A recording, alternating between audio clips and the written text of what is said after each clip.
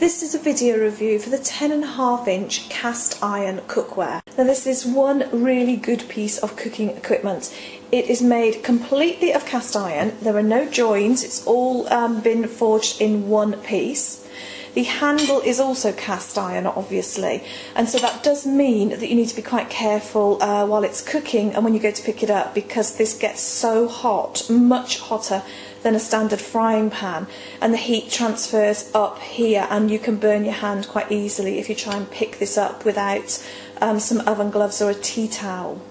Now I use this for so many things. I make Welsh cakes with it, drop scones, pancakes, omelettes, fried eggs, really anything that I want to fry without using too much oil and that I don't, I'm worried it might stick. I prefer this to my non-stick frying pan because I do always worry about the Teflon coating, and I've seen little bits come off in my food before, and you don't need to worry about this. This comes pre-seasoned. Now you need to continue seasoning it throughout its life, and the more you season it, the better it gets with non-stick properties, and this really will last you a lifetime. All you need to do to season it is very easy. When it arrives, you just wash it under hot water. Do not use soap with it. Dry it off and then just put a very light covering of oil. One of those little spray cans of oil, the 1 cal spray cans are great. If not, just put a bit on a bit of kitchen roll and just wipe it over. And then when you finish cooking with it, just wash it under hot water again. Use a brush if you've got one, if not then one of the cleaning pads. Do not again use soap. Dry it completely and then just apply oil and just keep doing that, and that over time will make it wonderful and non-stick. You cannot put this in a dishwasher. That's the one thing that might possibly put you off if you tend to be the kind of person who likes to put all their pans in a dishwasher. This does need to be washed up by hand. You've got a good sized cooking area here, more than a lot of frying pans, because a lot of frying pans, the edges start to go up and you've only got a small area in the middle. You haven't got this with this because it's such a shallow edge. Nearly all of it is given over to cooking area. That's it end on, so you can see it's not very deep. And that makes it a perfect shape for making omelettes because they just spread out and sit nicely in it. On the bottom you've got the trademark of the manufacturer stamped onto it. You've also got a little hole there. Normally the hole's to enable you to hang it up, but you would need a pretty strong hook to put this on. It is heavy. If you've got weak wrists or weak hands, you're going to have a job picking this up. It is very, very heavy, and especially if you've got contents in it and it's hot. Got a batch of Welsh cakes cooking here in the griddle. As you can see from the smoke, this does get incredibly hot. It also stays very hot for a long time afterwards, even when you've taken it off the stove. It doesn't say on the product page information on Amazon or on the information that comes with this pan what cooker types this is suitable for. Now I've got a ceramic hob here, and we've got a little holiday cottage in Wales and we've got an induction hob there, so I was a little bit nervous because you have to be quite careful with both of those what kind of cookware you use, but I did a lot of research on the internet first and it said that cast iron was fine on them, and I've not had any problems. It's not damaged my stove in any way, and you can see I'm cooking away fine here on a ceramic hob. So yeah, I think this is excellent. It really does make a difference to things like Welsh cakes. I've cooked these in standard frying pans before and they just don't seem to come out the same.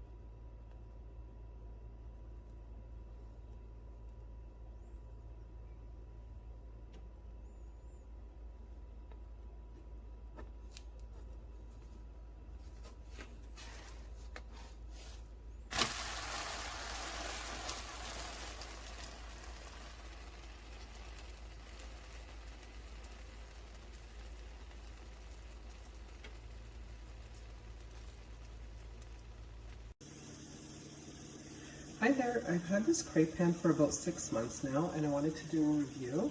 I really do like this crepe pan, but there are a few things that you should know about it. It does get really, really hot, so it's important to purchase one of these because you actually won't be able to use a towel. It's way too hot for a towel. And even with that, it gets so hot that you can't just swirl around your pan. So it would be good to purchase one of those wooden sticks that let you swirl around your batter. I don't have one, so I'm just going to use my spatula. To give you an idea, I'll put in some mix.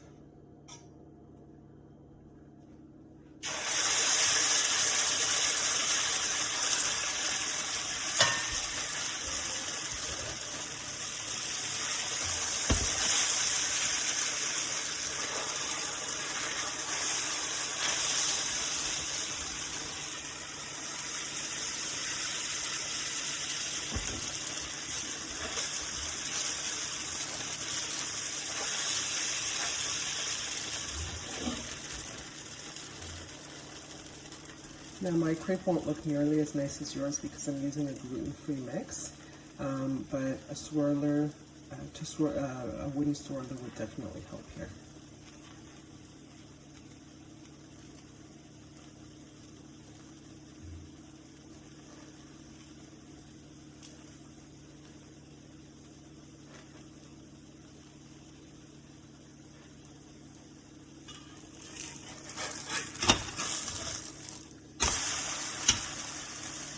So in conclusion, I love this pan, but you definitely need a handle for it and something to swirl around your batter because after a few crepes, this will be so hot that you won't actually be able to turn it even with this silicone handle.